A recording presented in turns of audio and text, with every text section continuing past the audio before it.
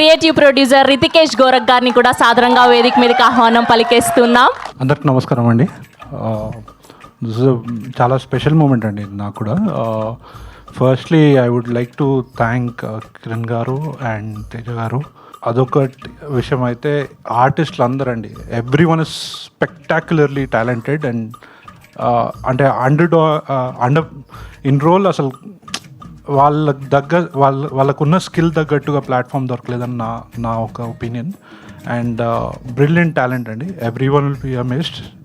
చాలా proud moment ఉంటుంది మాకు కూడా, క్వాలిటీ ప్రోడక్ట్ డెలివరీ చేసామని చెప్పి.